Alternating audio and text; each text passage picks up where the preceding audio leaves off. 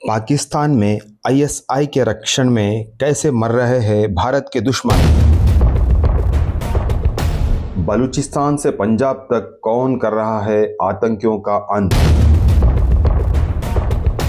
पाकिस्तान में जिन आतंकियों का सफाया किया गया है उनमें से सबसे ताज़ा नाम है अब्दुल बाकी नूरजाई और हफीज सईद के करीबी अबू कताल का है। दोनों की हत्या ही रहस्यमयी परिस्थितियों में हुई है। ऐसे में यह जानना अहम है कि पाकिस्तान में भारत के कितने मोस्ट वांटेड आतंकी हालिया वर्षों में पाकिस्तान में मारे गए हैं। इनकी हत्या कब और कैसे हुई। आईएसआई के संरक्षण में छुपे बैठे इन आतंकियों को कौन मार रहा है। भारत में इन आतंकियों ने कौन से अपराध किए हैं, आइए जानते हैं। पाकिस्तान में एक के बाद एक भारत के दुश्मनों का सफाया होना जारी है। पाकिस्तानी खुफिया एजेंसी इंटर सर्विस इंटेलिजेंस के संरक्षण के बावजूद बीते करीब 2 साल में 15 से ज़्यादा टॉप आतंकियों को मारा जा चुका है। चौंकाने वाली बात यह है कि पाकिस्तान में यह सभी लोग भारत के खिलाफ साजिश रचते हुए और आतंकी संगठनों को संचालित करते हुए आसानी से जिंदगी काट रहे थे वहां पाकिस्तान में। लेकिन एक के बाद एक रहस्यमयी स्थितियों में हुई हत्या की घटनाओं ने पाकिस्तान में आतंक के आकाओं को चिंता में डाल दिया है।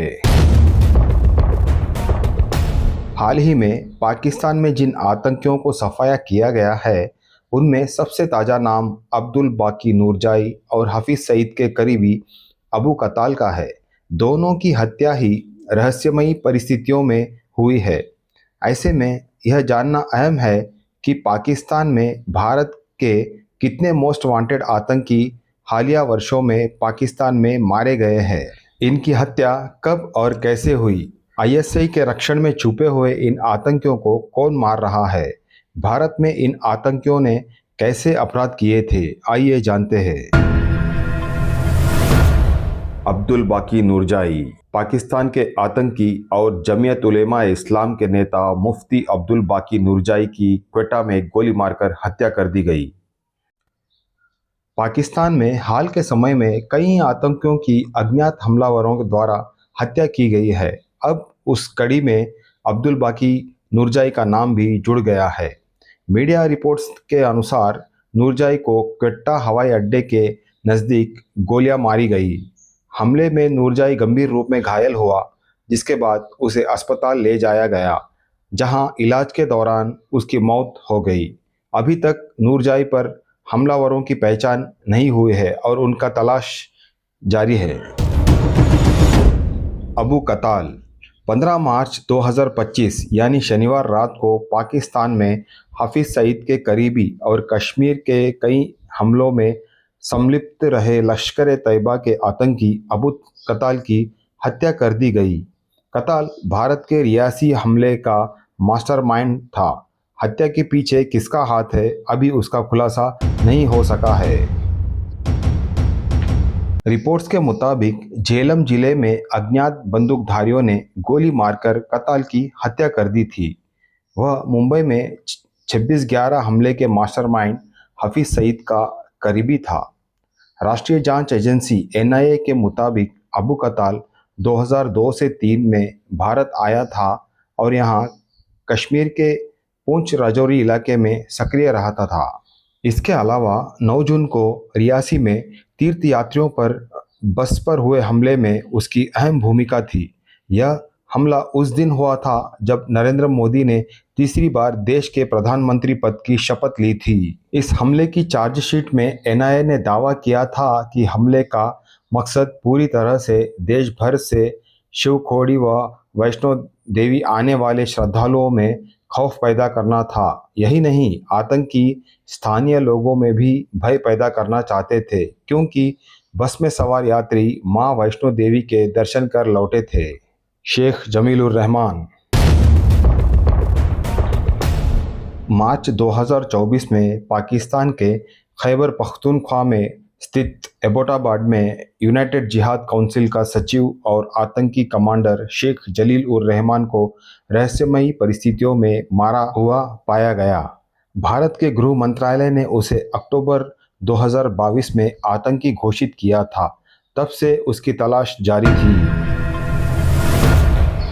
हंजला अदनान 6 दिसंबर 2023 को लश्कर ए तैयबा के आतंकी हंजला अदनान की कराची में हथियारों से लैस लोगों ने हत्या कर दी। पाकिस्तान के कराची में उसे गोलियों से भून दिया गया। हंजला ने 2016 में जम्मू कश्मीर में सीआरपीएफ के काफिले पर हमले की साजिश की थी। हंजला को हफीज सईद का करीबी माना जाता था। हफीज 26/11 मुंबई हमले के मोस्ट वांटेड आतंकवादी है। मोहम्मद मुजम्मिल 14 नवंबर 2023 को सियालकोट में अज्ञात हमलावरों ने लश्कर के आतंकी मोहम्मद मुजम्मिल को गोली मारकर मौत के घाट उतार दिया था। मारा गया लश्कर आतंकी अपने साथी नईमुर रहमान के साथ कार में सियालकोट के पसरूर तहसील इलाके में था। उसी दौरान खोकरन चौक के पास बाइक सवार हमलावरों ने कार को रोककर गोलियों से मुजम्मिल और उसके साथी को मौत के घाट उतार दिया। तारिक रहीम 12 नवंबर 2023 को जैश कमांडर मौलाना तारिक रहीम उल्लाह तारिक को गोली मार दी गई। रहीम उल्लाह भारत के मोस्ट वांटेड मौलाना मसूद अजहर का करीबी था। रहीम उल्लाह की कराची में अज्ञात हमलावरों ने गोली मारकर हत्या कर दी। वह कराची में भारत के खिलाफ जुटी भीड़ को संबोधित करने जा रहा था। अकरम खान 9 नवंबर 2023 को भारत में वांछित एक और आतंकवादी अकरम खान उर्फ अकरम गाजी की हत्या कर दी गई। अकरम को पाकिस्तान के बजौर में अज्ञात हमलावरों ने गोली मार दी थी। आतंकी अकरम गाजी ने साल 2018 से 2020 तक लश्कर भर्ती सेल का नेतृत्व किया था। साथ ही वह पाकिस्तान में अपने भारत विरोधी भाषणों के लिए जाना जाता था। वह लंबे समय से आतंकी गतिविधियों में शामिल था। ख्वाजा शाहिद 5 नवंबर 2023 को आतंकी ख्वाजा शाहिद की पीओके में उसके घर में मृत पाया गया। साल 2018 में जम्मू में सेना के कैंप पर हमले में मास्टरमाइंड ख्वाजा शाहिद की सिर कटी लाश मिली थी। लाश मिलने से कुछ दिन पहले ख्वाजा शाहिद को अगवा किया गया था। मोहम्मद सलीम 2023 अक्टूबर 23 को दाऊद इब्राहिम का गुर्गा मोहम्मद सलीम मारा गया। कराची की दिल्ली कॉलोनी में रहने वाले सलीम की अज्ञात लोगों ने हत्या करके शव दरगाह अली शाह सखी सरमस्त के करीब लियारी नदी में फेंक दिया था। बाद में पुलिस ने नदी से उसका शव बरामद किया। दाऊद मलिक 20 अक्टूबर को उत्तरी वजीरिस्तान में मसूद अजहर का एक और करीबी आतंकी दाऊद मलिक मारा गया। जैश ए मोहम्मद के अलावा दाऊद मलिक लश्कर जब्बार और लश्कर आई जानवी से भी जुड़ा हुआ था। मुल्ला बाहोर उर्फ होमरुज आईएसआई एजेंट मुल्ला बाहोर उर्फ होमरुज को बालूचिस्तान के केच इलाके में गोली मारकर हत्या करने की खबर भी 11 अक्टूबर को सामने आई।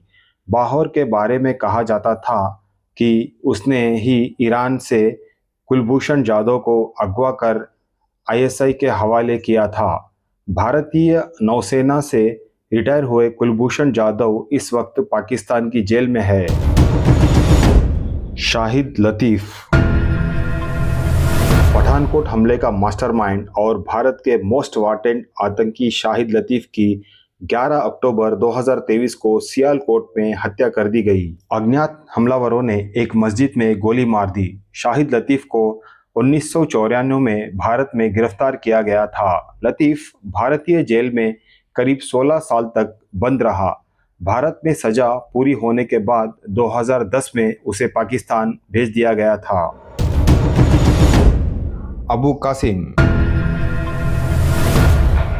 भारत में वांछित आतंकवादी अबू कासिम को 8 सितंबर 2023 को पाकिस्तान के कब्जे वाले कश्मीर में एक मस्जिद के अंदर अज्ञात बंदूकधारियों ने गोली मार दी थी। हाफिज सईद का करीबी अबू कासिम 1 जनवरी 2023 को राजौरी जिले में डांगरी आतंकी हमले के मुख्य साजिशकर्ताओं में से एक था। डांगरी गांव में आतंकवादियों द्वारा की गई अंधाधुंध गोलीबारी से 7 लोगों की मौत हो गई थी और 13 घायल हो गए थे। सरदार हुसैन 1 अगस्त 2023 को हाफिज सईद से जुड़ा आतंकवादी सरदार हुसैन आरेन की कराची में हत्या कर दी गई। इसकी जिम्मेदारी सिंध में मौजूद सिंधु देश रेवोल्यूशनरी आर्मी ने ली थी। जमात उद दावा से जुड़े आतंकी की उसकी दुकान के नज़दीक गोली मार दी गई, जिसके बाद उसने अस्पताल में दम तोड़ दिया। हुसैन पाकिस्तान में लश्कर तैयबा और जमात उद दावा के मदरसा नेटवर्क को संचालित करता था। सैयद नूर शालोबार कश्मीर में आतंकवाद फैलाने वाले सैयद नूर शालोबार की 4 मार्च 2023 को हत्या कर दी गई। भारत की वांछित आतंकियों की सूची में शामिल शालोबार को पाकिस्तान के खैबर पख्तूनख्वा इलाके में अज्ञात बंदूकधारियों ने गोली मारी थी। वह पाकिस्तानी सेना और खुफिया एजेंसी आईएसआई के साथ मिलकर कश्मीर में आतंक फैलाने का काम करता था और नए आतंकियों की फौज को प्रशिक्षण देता था। खालिद रजा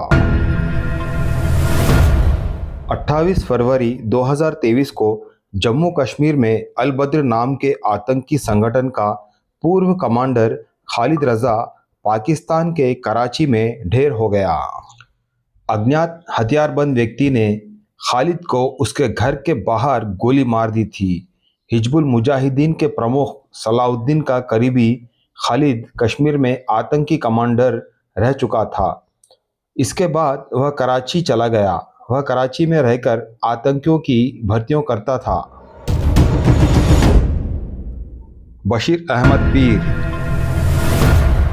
पाकिस्तान के रावलपिंडी में 20 फरवरी 2023 को हिजबुल मुजाहिदीन के शीर्ष कमांडर बशीर अहमद पीर की गोली मारकर हत्या कर दी गई।